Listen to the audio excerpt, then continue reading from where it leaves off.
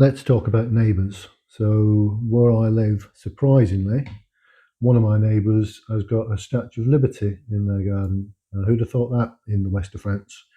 There is a small Statue of Liberty in Paris, on one of the bridges, which is a copy of the great big one that they gave to the Americans, as they aided the Americans enormously in beating the British and gaining independence back in the day. And also I've been on holiday. We were in holiday in Germany last year, and we passed through Alsace, and we passed through a town called Colmar, and that's got a large Statue of Liberty stuck on a roundabout. So there's obviously quite a few of them around. They're obviously quite popular. Apparently, the couple that have put this Statue of Liberty in their garden are an American couple. I haven't met them as yet, so I can't give you any more information than that. But yeah, it was quite a surprising thing to see when I first saw that. I thought, what is that? That's not the Statue of Liberty. Yes, it is. It's the Statue of Liberty. Wow. So they're dotted around France. There you go. This is about 100 meters from where I live. About uh, 90 yards if you want it in the imperial side. Um, and then the opposite side of neighbours, we've got, this is actually my next door neighbour who doesn't live there. It's a lady that bought the house. I believe she bought it during COVID, when loads and loads of Parisians were just buying up houses in the countryside because they thought COVID it was going to be the end of the world. And you wouldn't want to be living in a large city. So there's masses of people. I've spoken to mobiliers in the area, the estate agents, and they said they sold so many houses during COVID. And once COVID was finished, lots of those clients came back to them and said, "Oh, actually, could you resell the house? No, we don't want it anymore. It's a burden." So the people that bought this, I believe, are from Créteil, which is just southeast of Paris, sort of one of the suburbs. I haven't met the lady who owns the house, but I have met her brother, who was there for a couple of days, supposedly cleaning up. But all he seemed to have done is thrown all the junk that he didn't want in the house into the front garden, which has exasperated the neighbours that live there full time. They've threatened they're going to call the gendarme and make them remove it, but I don't know how that would work, to be honest with you. I mean, I've got a stack of stuff in my house or in the garden of my house, which I will be getting rid of. But I've only had the house. If you're watching this video now, we're into the beginnings of May 2025. I only bought the house in the beginnings of March 2025. So there's things to do before I finally get rid of all these stuff, either down the déchetterie or recycled or whatever. These people have had this property for several years now, and I think they've just sort of given up on it. So whether it's going to go up for sale shortly or not, I can't tell you. But they have done some work. So they have done some refurbishment works to their roof at the front, but not at the rear. And then there's lots of things that obviously need sorting out. They've changed, you could see they've changed the window, they've changed the door. The door's horrible, to be honest with you. It's like something you'd see at um, in a storeroom, a door for a storeroom rather than a front door of a little cottage.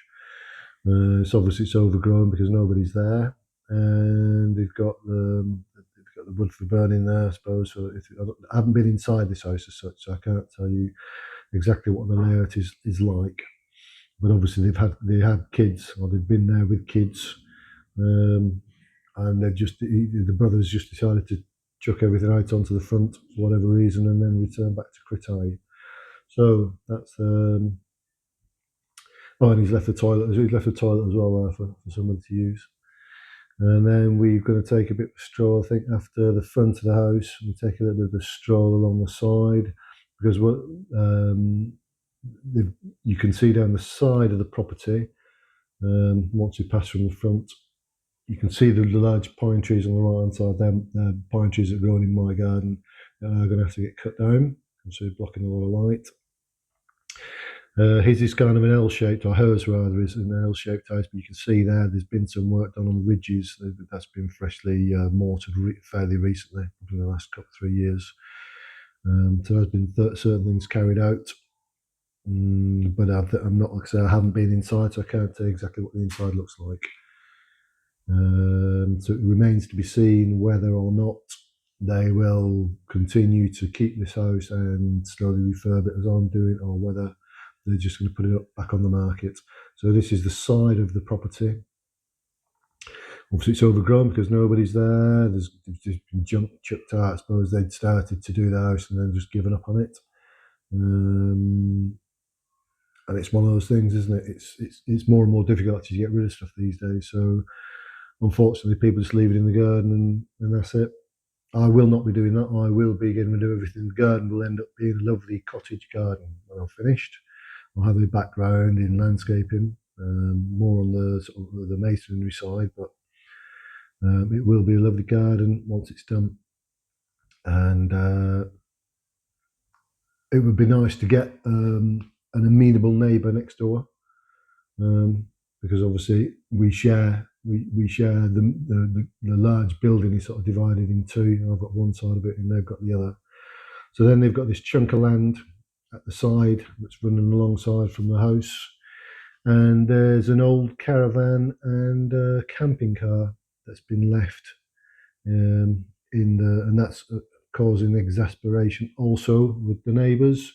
Although they are in the garden, so I don't suppose it's doing too much harm, and it's kind of hidden now because everything's overgrown. But the neighbours are not happy that there's just sort of two vehicles left there for whatever reason. I think possibly maybe the brother was sleeping in the camping van at some stage while he was doing those, because I believe there's no water. They haven't got water in the house and they haven't got electricity. I could be wrong on that, but I think one of the neighbours was saying he was forever asking could he charge his phone at theirs, which would suggest that he hasn't got a power point or we turn the power off. So there you can see the caravan to the left hand side and the camping car with its door open to the right hand side. Can't tell you history of that, but apparently they've been there a good 2 or 3 years as well. Probably, like I say, it was all around the time of COVID when it seemed like the world was going to change forever, and lots of people decided to debunk to the countryside. It's probably the same in the UK, probably the same in the United States and other countries as well. There you go, quick zoom in on the door that's left open for the camping car. And that's about it for this video. So do you have nice neighbours where you live? Are you living in France? Do you have nice neighbours?